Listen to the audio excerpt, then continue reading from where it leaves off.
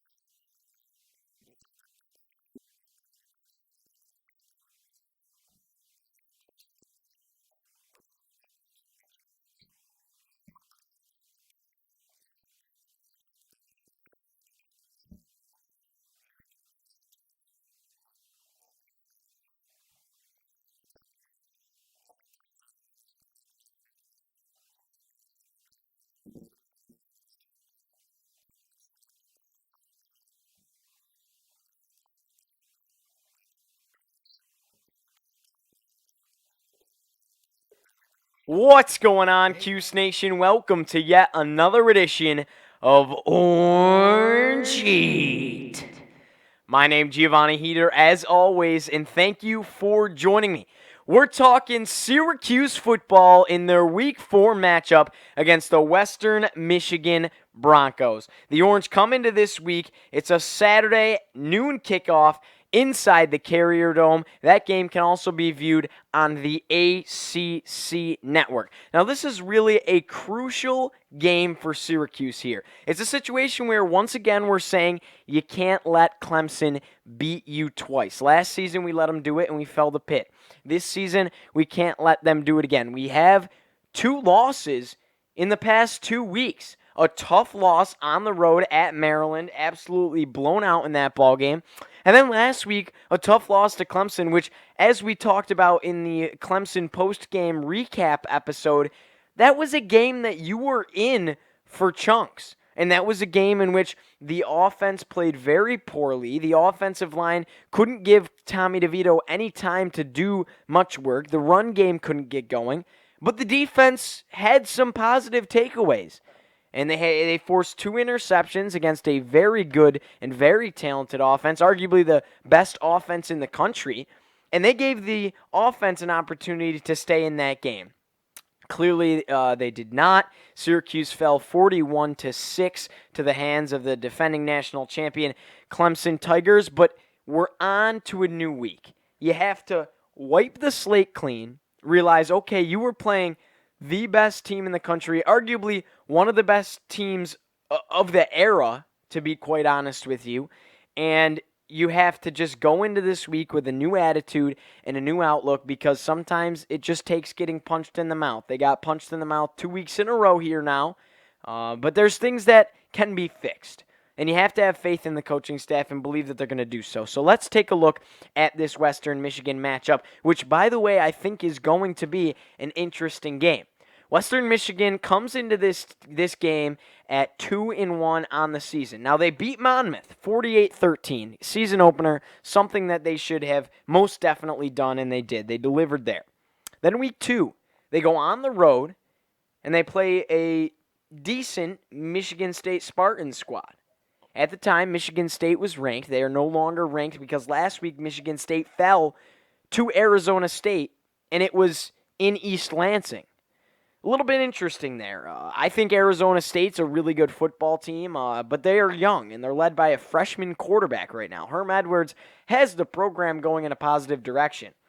But that was a very low-scoring affair when they played the Sun Devils, and Michigan State didn't look very good at all. And Michigan State is a team that is very defensive-based right now. They have one of the best defenses in their conference. But on the offensive side of the ball, they can't do anything. The last few seasons, they are one of the lowest-scoring teams in college football. And somehow they're still in the conversation of being ranked and everything. Well, Michigan State actually showed off that they have a little bit of offense against Western Michigan here, because Michigan State beat Western Michigan 51-17 in East Lansing. So interesting there, a team that's traditionally struggled on offense and still struggled at other points of this season a week later. Actually played extremely well against Western Michigan, which kind of tells you that Western Michigan's defense clearly isn't at a high level right now. Good sign for Syracuse in the fact that your offense isn't at a very high level, and that's where you need to perform, and that's where you need to grow. And then their third game of the season, Western Michigan beat Georgia State 57-10. And you might think 57-10, oh, well, it's just Georgia State, right? Well, you got to remember, Georgia State a week ago just beat Tennessee. Okay, that's an SEC Power 5 program, no matter which way you spell it. They still have some 5-star recruits on that team. Yeah, they're not playing their best football right now, but that's a big win for Georgia State, and then Western Michigan takes care of business over them with ease. So this is a Western Michigan team that some games looks really good and other games looks really bad. So they're definitely inconsistent, and it's going to depend on which Broncos team we get. The defense is not very strong for the Broncos. The offensive side of the football is quite strong, and we're going to take a look at that in just a second. ESPN gives Syracuse a 44% chance to win at home. And now I'm going to say a few things about this. First of all, I'm very surprised that Syracuse is actually the underdog, including to the ESPN Power Index rating, because it is a home game for Syracuse. And Western Michigan, it's a group of 5 school. It's not a Power 5 school. And typically you would just have your ACC opponent over your group of 5 opponent, MAC conference opponent, period. End of story. They have Western Michigan coming into this game as favorites against the Orange. And it's at the Carrier Dome. That was intriguing to me. And I don't know how much I trust that. One thing I saw in that, though, 44% chance to win. I think we'll take that, considering that is our lucky number here in Syracuse. Now, Syracuse also opens up as 6-point favorites in this ball game. So the spread tells a different story. I mean, it shows it's going to be kind of a close game. They're expecting about a touchdown game. But Syracuse is favored right now. Now, that tends to move a lot. So that could go anywhere from down to 4 to 3 to 2, all the way to Western Michigan being favored. So you never really know. Or it could grow to Syracuse being favored by more. I don't quite foresee that happening, but we shall see. Looking at some of the takeaways in this matchup here to look for on Saturday, well, let's take a look at the offensive side of the football for the Broncos. Quarterback John Wasink already has 866 yards, 7 touchdowns, and 2 interceptions on the season. But those are some solid numbers out of your quarterback. And the other thing, too, is they are getting things going in the running department. And that scares me a little bit to an extent, because this is going to be, honestly, the 4th week that Syracuse faces an extremely talented backfield. Liberty's backfield was something to talk about. And then, obviously, Maryland absolutely shredded us with Anthony McFarland. And then we played very well against Clemson's run game with Travis Etienne in there. But, again, a talented running back. Syracuse facing one once again this week. That's going to be none other than Levante Bellamy. He's a redshirt senior running back for the Broncos, and he's actually been compared to Anthony McFarland in this matchup because they are very similar backs in the way that they play. He had 11 carries for 120 yards and 2 touchdowns on Syracuse last season. Definitely something to look at. We had solid linebacker play last year, but it didn't start that early in the season, so I'm not surprised by that number right now. I think our linebackers are playing decent right now. You saw how they limited Clemson last week. I think Lakeem Williams is playing really well for this team. He leads the team in total tackles on the season thus far. And Andrew Armstrong's getting good play. But some concerns for me as well in this game, in the Syracuse defense. And it really comes down to the fact that the depth is kind of fading right now. And what I mean by that is we are actually experiencing some tough injuries in the Syracuse secondary. Andre Sisco and Ifeatu Melifonwu have come down with lower body injuries in the Clemson game, and their availability is in question for this week. That's a big shot. You're talking about a guy that led the nation in interceptions last season, was an All-American, a preseason All-American, All-ACC football player, and right now we don't know if he's going to be able to play. And that could be a key to Syracuse's success, especially when this is a team right now that's leaning on their defense, right? And Ifeatu Melifonwu, honestly, the same thing. A very talented player. We didn't get to see much out of him last season as he was limited by injury, but when we did, how good was he? He was fantastic. I thought he played really well against Clemson. I thought he played fairly well against Liberty, and he's a core piece, and I think one of the most talented guys in this Syracuse secondary. So to have those two out is like a gut punch, to be quite honest, and it hurts your secondary. Now, guys that are looking to fill those spots is going to be Antoine Corder, your sixth-year man. He's a little bit undersized.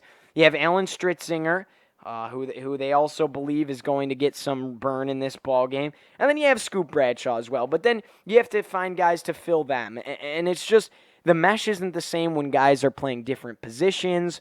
The communication isn't the same. And ultimately, you're losing a leader and a veteran in Cisco. Well, it's hard to call him a veteran. He's only a sophomore, but the guy's an All-American. So, and Ifeatu Melifonwu. So that is certainly alarming to me when you're not going to have number 23 and number 7 out there in the Syracuse secondary to disrupt some passes and make some big plays. So definitely something to look for. But who knows? Maybe they're going to play on Saturday. We don't know yet. But if they do, are they going to get limited time, limited snaps, limited drives? We shall see what is to play out on Saturday. Now, this is really gut check time for this Syracuse offense, and most specifically, the offensive line. Unfortunately, Sam Heckel right now is doubtful in this ball game. That is, again, that hurts Syracuse right now. You needed him last week. You needed him the week before.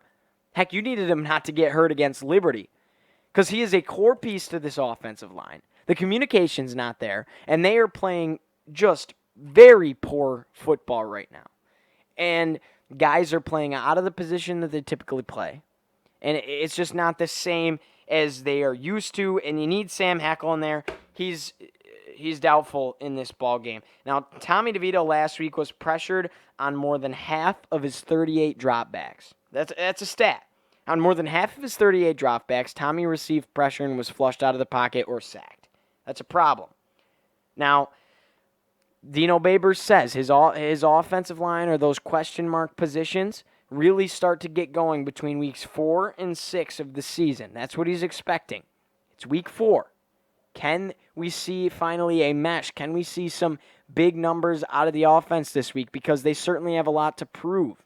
We've scored less than 50 points the entire season, I believe. And if we've scored 50, it's just over. It's not looking good, guys. We're averaging about 13 points a game right now. That's ugly. That's real ugly. Syracuse needs to make some changes as far as that goes. Now, Tim Lester, coming back to the Carrier Dome, he was a former quarterbacks coach, an offensive coach here for the Syracuse Orange. He called the shots on offense for a bit. He's responsible for recruiting Eric Dungy and being a big part of the Syracuse community and program while he was here. He found his dream job, as he calls it, coaching at Western Michigan as the head man over there, and he's done a decent job. They really construct themselves some difficult schedules, and he is 15 and 13 in his career for Western Michigan. So interesting there. So to wrap things up, really, Western Michigan's going to struggle on defense, and they're going to have a pretty decent offense. And our defense is going to be banged up. It's going to be curious to see how they respond. And I'm curious to see if our offense can see and get some things going against a weaker defense than they have seen the past couple weeks in Maryland and in Clemson and possibly even Liberty. So interesting things to look at there going into Saturday. I think this is a must-win for Syracuse. This is huge to define what you can do the rest of the season. If you come out and blow out Western Michigan, you can give some people some hope, right? And you have to win the next two. You have to beat Western Michigan. You have to beat Holy Cross at home. And really, you should do it in convincing fashion. But at this point, nobody is a guarantee, and you can't overlook anybody. And I think every week you're going to see a battle, with maybe the exception of Holy Cross. So I'm very excited to see what Syracuse can do. I hope that I'm going to be at the Dome. I hope it's going to be rocking. I hope people still come out and support. They're saying, Tommy Wildhack, he's my buddy. He's the Suns athletic director. He said that they're looking at about 40,000 right now, which is good, considering that it was 50 last week, right? And typically for a game like this, you're only going to get like 30, if that. So 40 would be actually a very good number. That's really due to a lot of the season ticket holders purchasing more tickets, and a lot of new season ticket holders. I believe it was a record number of new season ticket holders this season. So big stuff coming on Saturday. Stay tuned. Watch the game. Support the Orange. It's crucial. This is a must-win matchup. I think you're going to see a good game, and let's leave you with our prediction. I have Syracuse winning this ball game, covering the spread by a score of 24-17 in favor of the Orange. I think that's how it's going to come down. I think it's going to be a close game. I'm giving Western Michigan a lot of credit here. And I'm really not too high on this Syracuse team either, to be quite honest with you. Because the defense showed that they can struggle, and the offense certainly has struggled. They haven't really proved much yet, right? And I have us winning 24-17 by a touchdown. It's going to come down to down the stretch, who's got more guys, who wants it more. The home crowd's going to play a little bit of factor in it, especially if we can get loud. Ultimately, I got Syracuse winning in a close one. This is a game that could turn into a shootout if our defense is depleted because their defense is that weak, but their offense is capable of scoring if our defense is weakened. So this game could go a lot of different ways. It could stay low scoring. It could turn into a shootout if our offense catches their stride. It's going to be crucial to get the run game going. The offensive line has to improve against a weaker defensive line. Tommy's just got to start to feel comfortable in his own environment and his home stadium and just get things flowing. These 2 weeks are an opportunity to get things flowing before you really hit the gung-ho conference schedule. Because Syracuse still has an opportunity, guys, to make the Orange Bowl. You run the table, you're in the Orange Bowl, right? And way easier said than done, but every game at this point is winnable. Because the ACC is kind of just a mess right now. And you have very easy non-conference games scheduled besides Maryland. So going forward, every game's winnable. You're in every single game. You were in every game to begin with. You were supposed to be. But it's time to reevaluate and retake a look at this season and what to expect. And we're going to do that coming up soon. Thank you guys so much for supporting the channel. As always, leave a comment, like, comment, and subscribe. Keep the Orange Heat going. We're growing, and it's a beautiful thing to keep on growing. So that's how we're going to leave you off. And I hope you guys enjoy the game on Saturday, and we'll be back to talk more Cuse football after that. And guess what's right around the corner? Syracuse basketball season, as they're going to kick off November 6th inside the Dome against Virginia. Be there or be square on a Wednesday night. Let's go Orange, baby. Woo!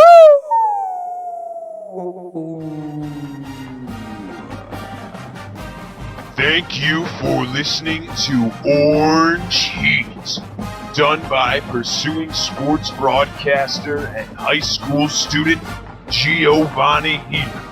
You can find him on Twitter and Instagram at GioHeater. Please like, comment, and subscribe for more Syracuse athletics and Orange Heat action. Let's go Orange!